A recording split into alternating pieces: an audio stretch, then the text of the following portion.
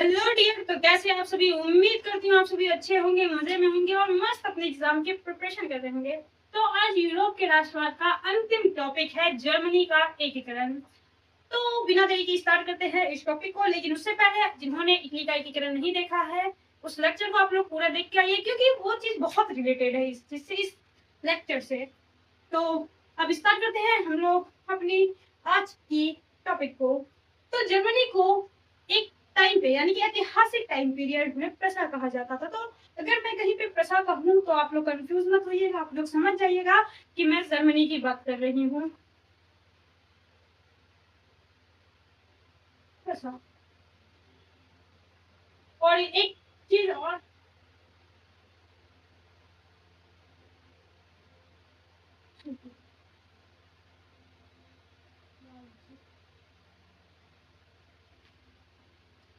Germany जो है एक टाइम पर 300 छोटे छोटे राज्यों में बटा हुआ था। और ऐसा हुआ था वियना सम्मेलन के दौरान, जो कि 1815 ईस्वी में हुआ था।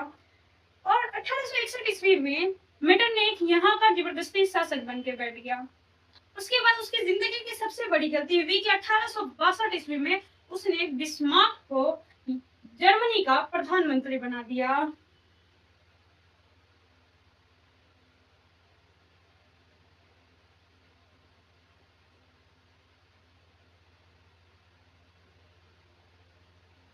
आइए हम जानते हैं अब बिस्मार्क के बारे में, क्योंकि इसके आगे जितनी भी कहानी चलेगी वो बिस्मार्क के ऊपर ही चलेगी। तो बिस्मार्क 1862 ईस्वी में जर्मनी का प्रधानमंत्री बनता है।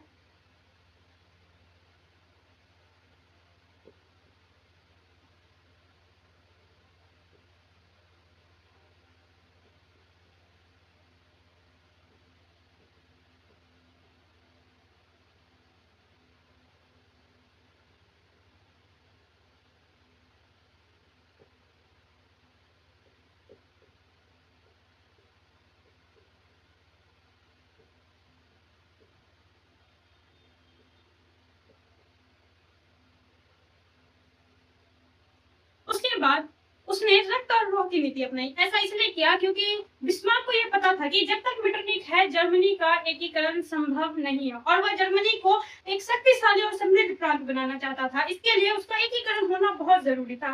परंतु बिस्मार्क यह बात अच्छी तरह जानता था, जब तक मेटरनिख है, वह सत्ता में है या फिर वह जीवित है, तब तक ऐसा होना संभव नहीं है।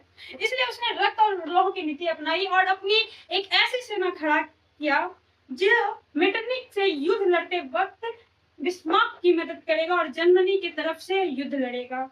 उसके बाद 1864 ईस्वी में वह ऑस्ट्रिया के साथ मिल करके यानी मेटरनिख के साथ ही मिल करके डेनमार्क पर हमला करता है और उसके दो राज्य स्लेस्विग और हॉलस्टीन पर कब्जा करके उसको जर्मनी में शामिल कर लेता है।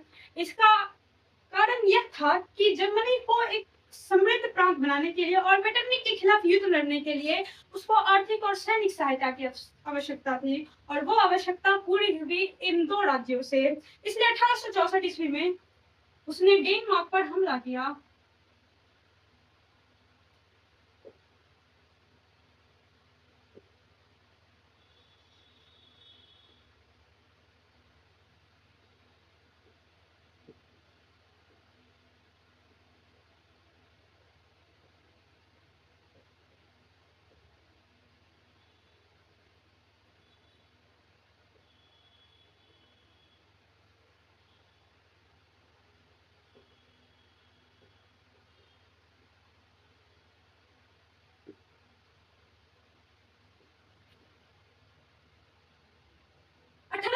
में जब डेनमार्क में हमला करके उसने दो राज्यों को शामिल कर दिया, तो उसके बाद जर्मनी इतना काबिल हो चुका था कि वह ऑस्ट्रिया के खिलाफ युद्ध लड़ सके। लेकिन अभी भी उसे कुछ सहायता और चाहिए थी कि हार की संभावना ना बचे। तो बिस्मार्क ने 1865 ईस्वी में फ्रांस और इटली के साथ समझौता किया, और समझौता ऐसा था कि उसने यानी बिस्मार्क ने फ्रांस को कहा कि जब मैं ऑस्ट्रिया से युद्ध लड़ूं तब आप बीच में ना आए। ऐसा वादा फ्रांस ने भी कर दिया, क्योंकि फ्रांस भी पहले ऑस्ट्रिया से परेशान रह चुका था। उसके बाद इटली से समझौता यह किया कि जब मैं प्रसा ऑस्ट्रिया के साथ युद्ध करूं तो आप कृपया मेरी मदद करें अपनी सैन्य सहायता भेज करके। इटली भी इस बात के लिए राजी हो गया क्योंकि इटली को भी अपना एकीकरण करना था। तो 1865 में इस समझौता के बाद 1866 में सेडोवा का युद्ध होता है, जिसकी मैंने बात की थी इटली की एकीकरण में भी।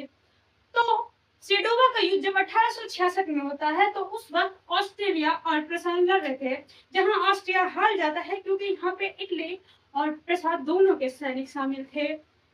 उसके बाद जब 1866 का ये युद्ध समाप्त होता है तो बिस्मार्क देखता है कि फ्रांस में 4 प्रांत यानी कि 4 राज्य ऐसे थे जहां पे जर्मन भाषा बोली जाती थी। तो उसने सोचा क्यों ना इन राज्यों को जर्मनी में शामिल कर लिया जाए।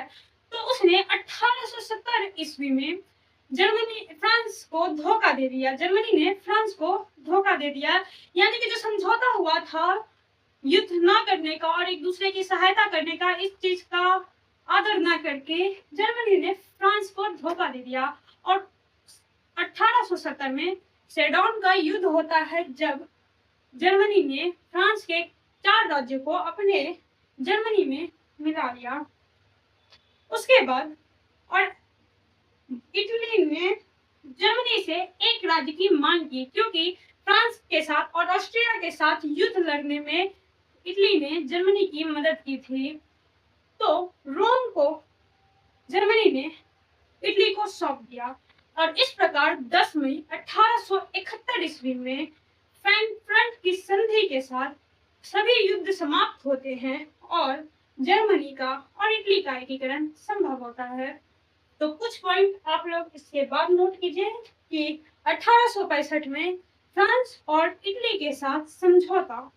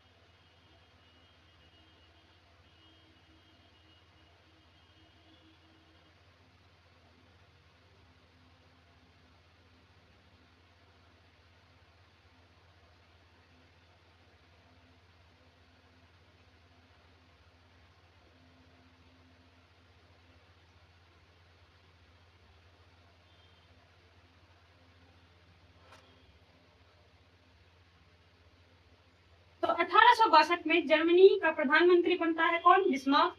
उसने रक्त और लौह की नीति अपनाई है। ऑब्जेक्टिव में आप लोगों के पूछा जाएगा। 1864 में ऑस्ट्रिया के साथ मिलकर डेनमार्क पर हमला होता है और 2 राज्यों को जीता जाता है। 1865 में फ्रांस और इटली के साथ बिस्मार्क समझौता करता है और उसके साथ दोस्ती करता है।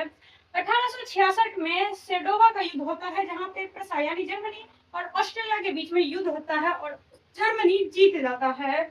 उसके बाद 1870 ईस्वी में कुछ राज्यों में देखा जाता है बिस्मार्क के द्वारा कि जर्मन भाषा बोली जाती है, इसलिए उसने जर्मन फ्रांस पर आक्रमण करके उसके कुछ राज्यों को अपने साथ शामिल कर लिया और उसने इटली को भी इसमें शामिल किया था। इटली उसकी सहायता कर रहा था क्योंकि इटली को एक राज्य मिलने वाला था जर्मनी के तरफ से। फिर जर्मनी को रोम सौंपा जाता है, जिसके बाद सॉरी जर्मनी को नहीं, इटली को रोम सौंपा जाता है जर्मनी द्वारा, जिसके बाद इटली का एकीकरण होता है और फाइनली 10 मई 1871 में जर्मनी का भी एकीकरण संभव हो जाता है।